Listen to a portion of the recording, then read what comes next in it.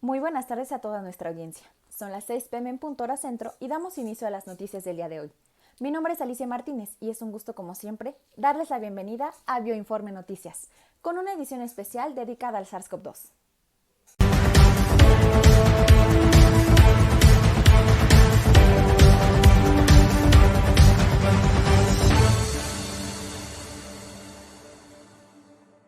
La pandemia por COVID-19 declarada por la OMS el 11 de marzo del 2020 ha ocasionado al menos 300 millones de contagios hasta el día de hoy, un número que los científicos creen que pudiera ser muy superior debido a la cantidad de casos no reportados.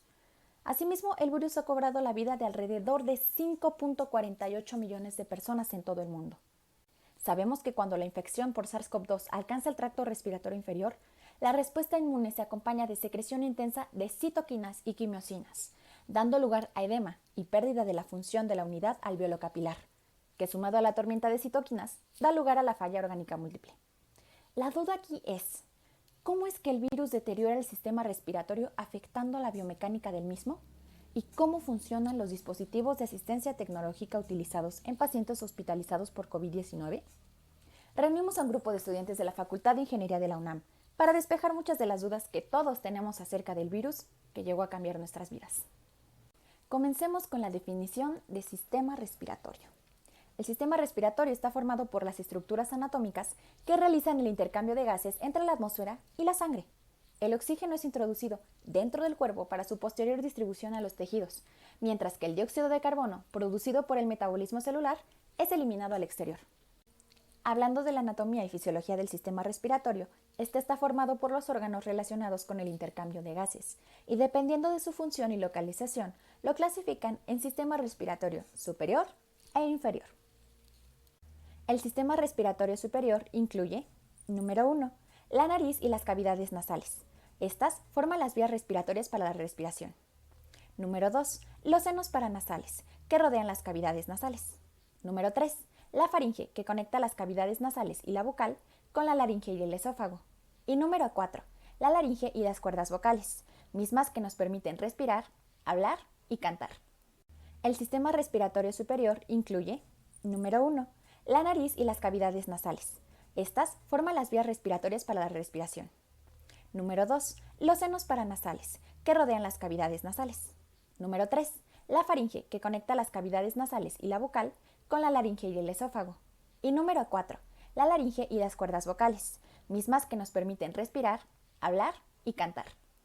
Las funciones principales del sistema respiratorio son realizar la ventilación pulmonar, es decir, el proceso mecánico que mueve el aire hacia adentro y hacia afuera de los pulmones a través de la inhalación y la exhalación, y presentando cambios en el volumen y la presión del aire en los pulmones. Durante la inhalación normal, el diafragma y los músculos intercostales externos se contraen y se eleva la caja torácica. A medida que el volumen en los pulmones aumenta, la presión del aire disminuye y permite el paso del mismo. Durante la exhalación normal, los músculos se relajan. Los pulmones se vuelven más pequeños, provocando que la presión del aire aumente y este sea expulsado. Otra función fundamental del sistema respiratorio es justamente llevar a cabo la respiración, tanto externa como interna. En la respiración externa, el intercambio de gases ocurre entre el aire y la sangre y tiene lugar dentro de los pulmones, en los cientos millones de sacos microscópicos denominados alvéolos. El oxígeno del aire inhalado se difunde de los alvéolos a los capilares pulmonares que los rodean. Luego se unen a las moléculas de hemoglobina en los glóbulos rojos y es bombeado hacia el torrente sanguíneo. Mientras tanto, el dióxido de carbono de la sangre desoxigenada se difunde desde la sangre hacia los capilares y después a los alvéolos, y finalmente es eliminado mediante la exhalación. En la respiración interna, el intercambio de gases ocurre entre la sangre de los capilares y las células de los tejidos en donde se localizan esos capilares. A través de la respiración interna, la sangre lleva oxígeno a las células y elimina el dióxido de carbono de desecho. En este proceso, los glóbulos rojos transportan oxígeno absorbido de los pulmones por todo el cuerpo a través de la vasculatura.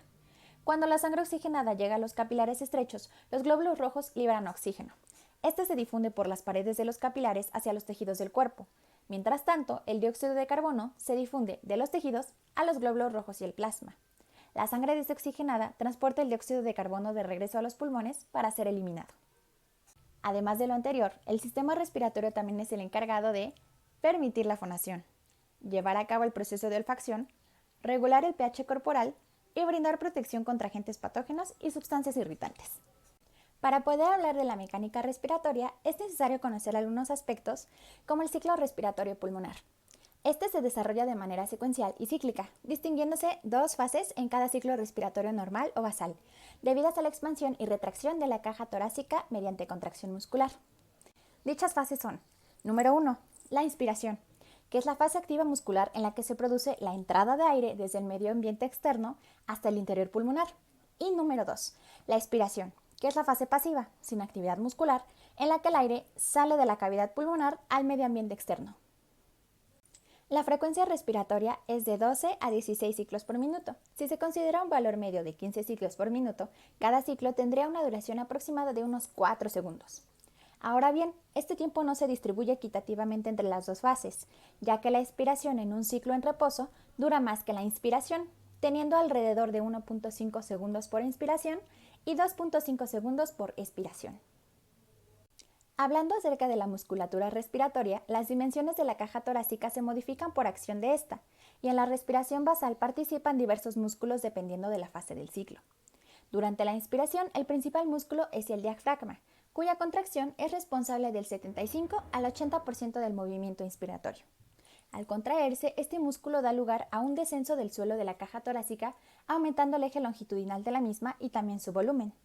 Los músculos intercostales externos, situados diagonalmente entre las costillas, elevan la parrilla costal al contraerse e incrementan el volumen de la caja torácica en sentido anteroposterior y transversal. En condiciones de reposo, la expiración es un proceso pasivo que se lleva a cabo solamente por relajación de la musculatura inspiratoria y la recuperación elástica de los pulmones previamente distendidos en la inspiración. Solo en los recién nacidos los músculos abdominales participan en la expiración basal. Es importante mencionar que en la respiración forzada participan otros grupos musculares denominados músculos accesorios de la respiración. Los músculos accesorios de la inspiración son los músculos escalenos, el esternocleidomastoideo, los extensores de la columna vertebral, los pectorales y los serratos mayores, mientras que los músculos accesorios de la expiración son los músculos de la pared abdominal y los intercostales internos. ¿Pero qué pasa con los movimientos respiratorios y las presiones? La entrada y salida de aire se producen por la acción de una bomba situada en el exterior del sistema, y el aire se mueve por gradiente de presión. Si la presión externa es superior a la interna pulmonar, se produce la entrada de aire. Si la presión externa es inferior a la interna, se produce la salida de aire. En condiciones normales, la presión externa o medioambiental se mantiene constantemente alrededor de 760 milímetros de mercurio, que se considera el nivel de referencia o presión cero. Si se considera el nivel de referencia cero, la creación de una presión negativa dará lugar a la aspiración o bien la entrada de aire como un mecanismo de succión. La creación de una presión positiva producirá el empuje hacia afuera del aire o expiración. Las estructuras que forman el espacio capacitivo pulmonar son huecas y son elásticas, lo que significa que dicha capacidad va a depender de la diferencia de presiones entre el interior de dicho espacio y el exterior, es decir, de la presión transmural, o bien la presión interior menos la presión exterior, que en el aparato respiratorio, según su localización, pueden ser de dos tipos. Número 1. Presión transmural de las vías respiratorias, que es el gradiente de presión existente entre el interior de la vía respiratoria y el exterior, coincidente con el espacio intrapleural. Esta es la responsable de que las vías aéreas modifiquen su luz interior frente a los diferentes esfuerzos respiratorios, solventando el problema de que su oclusión mediante la interposición de elementos rígidos que eviten su colapso. Por ejemplo, los anillos cartilaginosos de la tráquea y bronquios. Y número 2. Presión transpulmonar. Este es el gradiente de presión existente entre el interior alveolar o presión alveolar y el exterior o presión pleural, y es la responsable de que no se colapsen los pulmones y se modifique el flujo durante el ciclo. Puede ser contrarrestada por las fuerzas de tensión superficial siguiendo la ecuación de presión transpulmonar es igual a 2 veces la tensión superficial T dividida entre el radio alveolar R. Más adelante explicaremos esto de la tensión superficial. Por otro lado, la presión alveolar se puede medir al nivel de la boca, cuando la glotis está abierta, mientras que la presión pleural se puede medir mediante la introducción de un balón inflable en el esófago, ya que la presión medida en el esófago es prácticamente igual a la intrapleural, por estar esta estructura entre el tórax y los pulmones, como le ocurre al espacio intrapleural. Finalmente, la presión transtorácica viene definida por la diferencia entre la presión pleural y la atmósfera y define la presión elástica de la pared torácica. Una propiedad importante dentro de las características de los pulmones es justamente esta capacidad que tienen para deformarse. A esto se le conoce como distensibilidad y es este cambio entre el volumen y el cambio en la presión.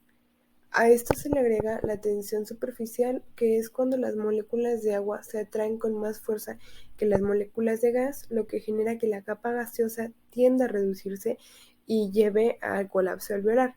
En conjunto, cuando la tensión superficial es constante y el radio tiende a reducirse, se necesita una mayor presión para mantener el volumen. La tensión superficial es un elemento resistivo importante y nos plantea dos problemas, que es la alta resistencia al inicio de la inspiración y la alta inestabilidad al final de la expiración, justamente por el cambio entre volúmenes y presión. Esto se soluciona con la introducción de una sustancia conocida como surfactante, que es una mezcla de diversos componentes que hacen posible la disminución de la tensión superficial, haciendo posible la mecánica respiratoria. Bueno, pero ahí no queda todo. Para evitar el completo colapso alveolar existe la interdependencia alveolar, que es cuando un alveolo tiende al colapso y sus vecinos presentan el mismo comportamiento, por lo tanto se mantendrá abierto. Por otra parte, la última consecuencia del factor surfactante es la histéresis, que es el fenómeno que se presenta en la tensión superficial de un área determinada cuando se expande respecto a cuando se comprime. La tensión superficial no es la única resistencia que se presenta en el sistema respiratorio. El flujo de aire que viaja a través de él se ve frenado por fuerzas opuestas, ya sea por las vías aéreas en mayor medida o por la resistencia tisular en menor medida. Para que se pueda presentar este flujo de aire entre el exterior y el interior, debe existir un gradiente de presión que tome en cuenta las resistencias. La mayor resistencia se ve concentrada en las vías aéreas altas, es decir, la nariz, la laringe, justamente por su naturaleza turbulenta. Y es por esto que cuando respiramos por la boca, la resistencia disminuye, como cuando hacemos ejercicio. Por otra parte, también se ve disminuida esta resistencia en los bronquios porque el flujo pasa a ser transicional y en los bronquiolos al ser laminar.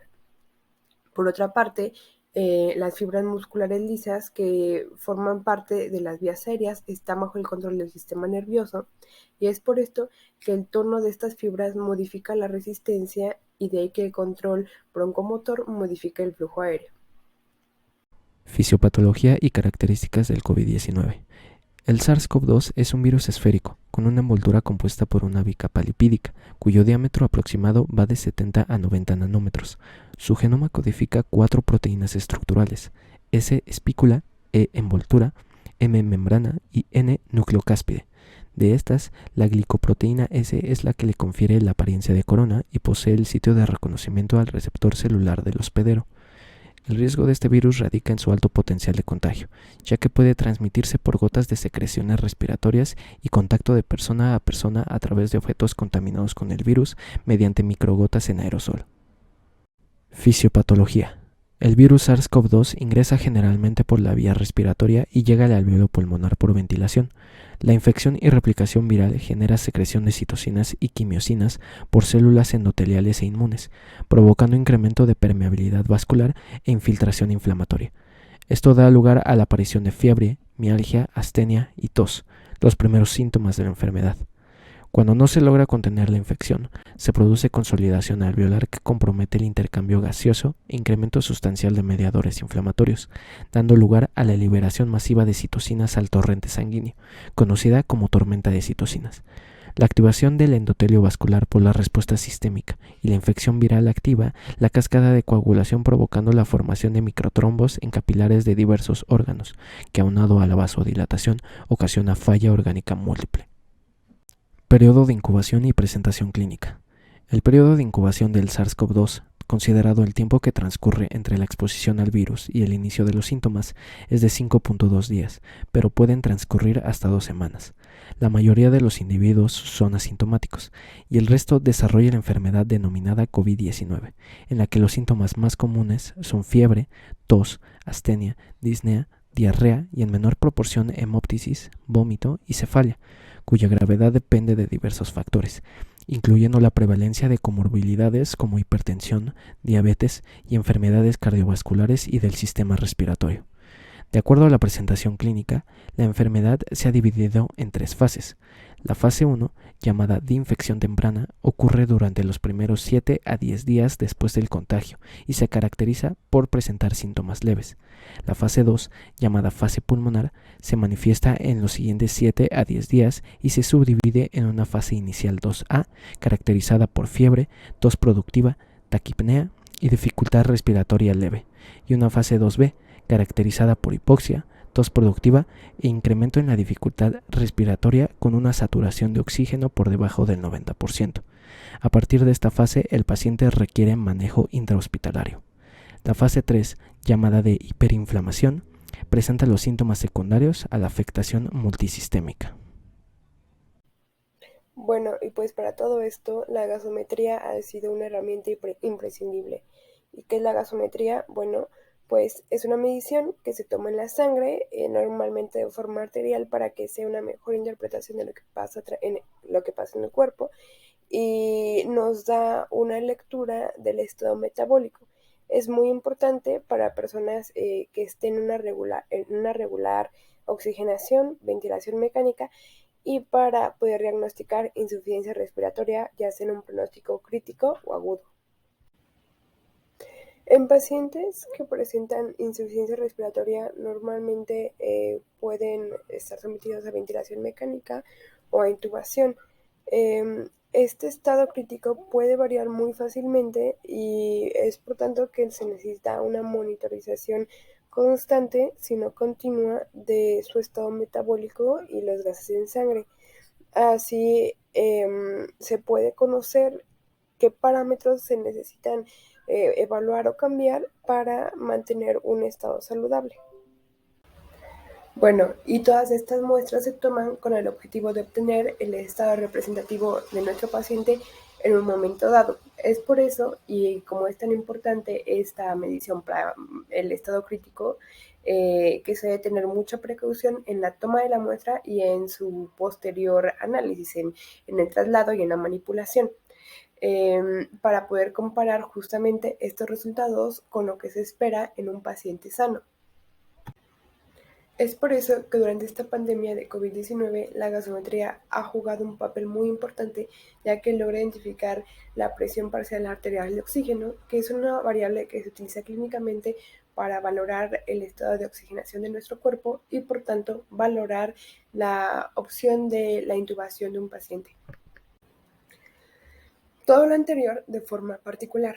Una vez obtenida una cantidad de muestras de gases en sangre, podemos agrupar los datos y entonces incorporarlos para obtener ciertas mediciones estadísticas a partir de las cuales podemos clasificar a nuestros pacientes como graves y no graves, dependiendo de distintos factores y distintos parámetros a analizar. Existen diversas pruebas estadísticas que nos pueden ayudar a encontrar esta relación entre parámetros y el estado crítico de un paciente. Al final, el objetivo es el mismo, que es justamente este apoyo a la hora de validar un método o condiciones que nos puedan ayudar en la validación, en la evaluación de la hospitalización y el estado crítico de un paciente.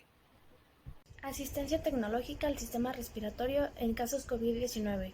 El reciente desarrollo de los sistemas de asistencia respiratoria ayuda a los pacientes infectados a recibir un tratamiento inicial. La proporción de pacientes COVID-19 a las que se les diagnostica un síndrome de dificultad respiratoria aguda, con siglas SDRA, oscila entre el 20 y el 67% de los pacientes ingresados a un hospital y es casi del 100% de los pacientes con ventilación mecánica. Dentro del protocolo en México, sobre el tratamiento de un enfermo con COVID con insuficiencia respiratoria aguda, se encuentra el aislamiento de la persona en una habitación completamente cerrada con presión negativa, el monitoreo continuo, la posibilidad de conectarle a ventilaciones o sistemas de asistencia, como los describiremos a continuación. Uno de los principales dispositivos de respiración asistida para pacientes con COVID es el dispositivo de terapia de oxígeno. La terapia de oxígeno generalmente se recibe mediante tubos en la nariz, en la tráquea o una mascarilla desde varios tipos de terapia de oxígeno. En la siguiente tabla podemos ver los diferentes tipos de oxigenoterapia, teniendo cánula nasal, mascarilla facial simple, mascarilla asignada con depósito, cánula nasal en alto flujo, CENAP y ventilador. Podemos ver también el tipo de flujo al cual está sometido, bajo qué características es recomendado, el flujo de oxígeno y la cantidad de oxígeno aspirada por el paciente. La oxigenoterapia por cánula nasal, como lo vimos en la tabla anterior, alrededor del 19% de los pacientes presentados con COVID van a presentar una hipoxemia, es decir, una dificultad para respirar y van a necesitar oxigenoterapia. En este procedimiento se controla y se previene la enfermedad respiratoria como es el COVID. Se proporciona de 5 a 6 litros de flujo de oxígeno por minuto, por medio de una cánula nasal o bien una mascarilla. Hay dos tipos de mascarillas que se utilizan para administrar el oxígeno inspirado.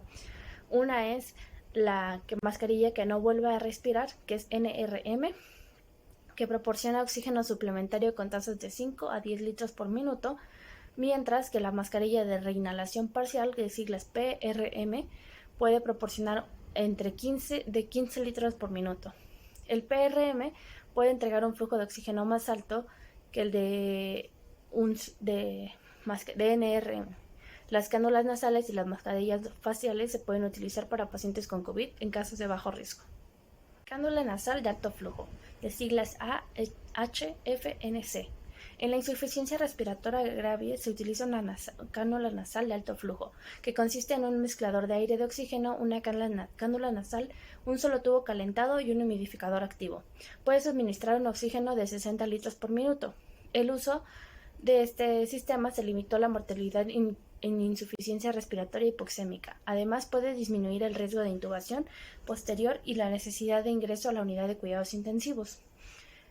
En un estudio para determinar la efectividad de este sistema, se encontró que la utilización precoz de la oxigenación de alto flujo se asoció con una disminución de la necesidad de intubación y de la estancia de hospitales. Terapia de oxígeno hiperbárico, de siglas TOHB. Se ingresa a los pacientes en una cámara o en una sala especial para inhalar oxígeno 100% en aire presión. El objetivo de este dispositivo es reparar y restaurar la función normal del cuerpo. La presión del aire se eleva a 1.5 a 3 veces la presión normal para mejorar las condiciones en las cuales está viviendo nuestro cuerpo. En estas circunstancias, permite a los pulmones recolectar más oxígeno a presión del aire normal para respirar oxígeno puro. Este oxígeno se transporta por la sangre ayudando a matar bacterias y estimula la liberación de curas. Los pacientes en COVID que fueron sometidos a este procedimiento en una sola institución mejoraron significativamente. Los pacientes tuvieron una mejor saturación, se recuperaron sin necesidad de ventilación mecánica y lograron quitar los marcadores inflamatorios, disminuyeron y la taquipnea se resolvió. Estimulador del nervio vago o no invasivo. Este dispositivo no es muy sonado, se le conoce como Gamma Score Sapphire y este genera una pequeña corriente eléctrica no dañina para el ser humano que produce contracciones musculares a una sensación de hormigueo en la zona donde se coloca. Se coloca usualmente en el nervio vago debido a que este tiene conexiones directas con el corazón, el tracto gastrointestinal y la zona de interés que es el tracto respiratorio. Entonces, al someterlo a un pequeño cambio de corriente, entonces los alvéolos se expanden, reduciendo que el área donde se lleva el cambio de intercambio de oxígeno del dióxido de carbono tenga un ensanchamiento y permita relajar al músculo y el paciente reciba el oxígeno que necesita. Este dispositivo era comúnmente utilizado para casos de migraña o estrés, sin embargo se ha demostrado que tiene mejoras significativas en los pacientes. La mayoría de los procesos que dije anteriormente son procesos no invasivos. Aproximadamente el 3.2% de los pacientes con COVID-19 requieren intubación y ventilación invasiva en algún momento del curso de la enfermedad. Cuando se incrementa la hipoxemia, a pesar de la terapia de un oxígeno de alto flujo y la ventilación con presión positiva no es suficiente. Ventilador. En la mayoría de los procesos que dije anteriormente son procesos no invasivos. Aproximadamente el 3.2% de los pacientes con COVID-19 requieren intubación y ventilación invasiva en algún momento del curso de la enfermedad. Han mejorado significativamente. Cuando se incrementa la hipoxemia, a pesar de la terapia de un oxígeno de alto flujo y la ventilación con presión mecánica, no es suficiente. En conclusión, podemos ver que la ventilación, la mayoría de los procesos que dije anteriormente son procesos no invasivos. Aproximadamente el 3.2% de los pacientes con COVID-19 presión positiva continua en las vías respiratorias, de sigla CPAP. La presión positiva continua en las vías respiratorias en un dispositivo que se utiliza como asistente de respiración para el tratamiento de personas que tienen un problema respiratorio. La presión positiva en las vías respiratorias se administra a través de una mascarilla facial o nasal. La presión facilita que los alveolos permanezcan abiertos durante la exhalación de los pacientes, lo que es muy útil para la oxigenación y respiración. En un estudio realizado para determinar su eficacia, se observó que un cambio significativo de frecuencia respiratoria al inicio y al final de la medición con las personas que utilizaron este dispositivo. Se observó también una mejora estadísticamente significativa en la variable de saturación de oxígeno. La oxigenación por membrana extracorpórea es una terapia de oxígeno que agrega oxígeno a la sangre y lo bombea a través de su cuerpo, sustituyendo la función de los pulmones y el corazón. Es útil en los pacientes con insuficiencia cardíaca. Es una máquina de circulación extracorpórea que se utiliza comúnmente en la cirugía cardíaca y puede utilizarse por tiempos más prolongados. Su tasa de muerte real es de menos del 40%. Intubación traqueal. Generalmente denominada intubación, es la colocación de un tubo de plástico flexible por medio de la tráquea. La vía más utilizada comúnmente es la orotraqueal, en la que se pasa un tubo endotraqueal a través de la boca y el aparato vocal hasta la tráquea. Sin embargo, en muchas ocasiones se puede realizar la traqueotomía. Este tubo permite mantener las vías respiratorias abiertas para que sirva como un conducto a través de administrar ciertos medicamentos y sea más fácil el paso del oxígeno. De acuerdo con estudios clínicos realizados, la eficacia obtenida que tenemos para la intubación traqueal es del 45.2% de los pacientes sometidos a este procedimiento experimentaron al menos un evento clínico mayor y 1 de cada 3 muere en la unidad de cuidados intensivos. Este proceso es muy riesgoso, por lo que no es común que se utilice y es la última herramienta requerida. Una vez analizados los datos, se ha demostrado que el fracaso de las técnicas de soporte ventilatorio no invasivo, considerando como tal la muerte del paciente o el requerimiento de intubación, oscila entre el 20 y el 30%. Conclusiones.